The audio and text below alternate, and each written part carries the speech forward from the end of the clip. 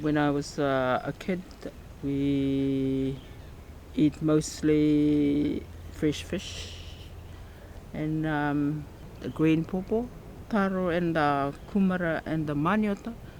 Yeah, the population nowadays, I know lots of people, they prefer the takeaway other than the cooking anything else.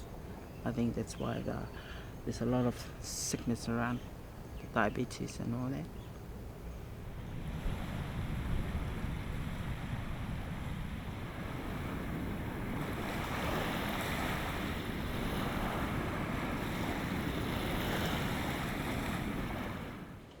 Here in the Cook Islands, according to the Ministry of Health, a staggering 88% of all men surveyed in 2012 were obese, and 75% of adult deaths are due to nutrition and lifestyle-related disease, or non-communicable diseases, NCDs. So more vegetable, less carbohydrate.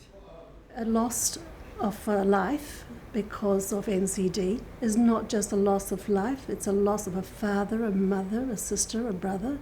It's a loss of income for that family. It's a loss of productivity for this country. So to us, there's a lot to be made from investing in your health. To this end, the Ministry of Health has developed a Get Physical campaign, which asks islanders to spend at least 10 minutes a day doing a physical activity, 5 days a week. It also encourages the consumption of 5 fruits or vegetables a day, and the government has also raised import duties on sugary drinks, particularly in a bid to improve the health of the nation's youth, for whom the figures are alarming. There's been a 34% of male and 24% of female recorded as being obese in the 2012 school survey that was conducted here in the Cook Islands. Every year, the 15 islands which make up the Cook Islands state see around 130,000 tourists visit their atolls and lagoons. But their geographic uniqueness is also a hindrance. As the islands are massively import dependent, 82% of the nation's food arrives in weekly flights and on boats. Luxury resorts now stand on land formerly used for agriculture, and many islanders now work in the tourist sector, which accounts for over 90% of the island's economy. In the 50s, 60s, when we come back from school, and the first thing we have to do is go out in the plantations to fetch our food or to go out fishing. But nowadays, because there are more money around and people can afford it, so we see a lot of these people going out to the market or buying food, junk food, or takeaways.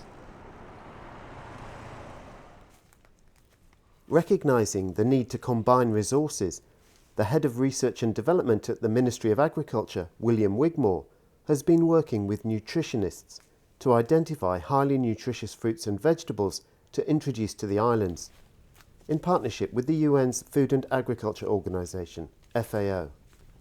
We have a huge problem with NCD, and one of the difficulties in this country is that we do not have a consistent supply of fruits and vegetables to the market. So under this current FAO project, we're looking at increasing our production of vegetable seedlings from the nursery and also fruit trees. And these can go out to the farmers at a discount price. At the same time, any individual can come and purchase these seedlings to supply the needs of the family.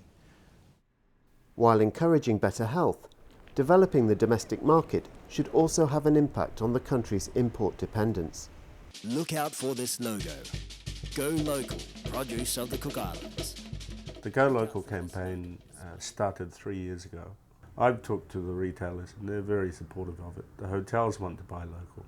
The challenge is to provide enough and produce enough. Bolstered by the ready market provided by a successful tourism sector, the potential for farmers here seems apparent. This green capsicum is selling in the supermarket for $9 New Zealand dollars 90 per kilo. It's fresh and of comparable quality to the New Zealand import, which is selling for $31.30 per kilo, over 3 times more expensive. But for the time being, the import of fruits and vegetables seems unlikely to diminish. Most of the reason simply because there's no new farmers coming into play. We have our old farmers who is probably between 60, 70 plus, and they make up 80% of the farmers. It's a problem Tupou Heather also recognises. Kids nowadays doesn't want to be farmers. If they don't want to be farmers, then once we are gone, that's it. However, at least this farming family are encouraging their 15-year-old grandson, Stanley, to farm. And Stanley also helps Tupou at the main Saturday market in Rarotonga, where he can see the benefits of their work and the potential earnings that farming can provide here. We don't let them just wander around, like other kids. They have nothing to do at home. So our 15-year-old have to do all these things. But Stanley is no different to most other teenagers in the Cook Islands, and he too enjoys an occasional trip to a popular takeaway. He likes trips when he goes to the palace.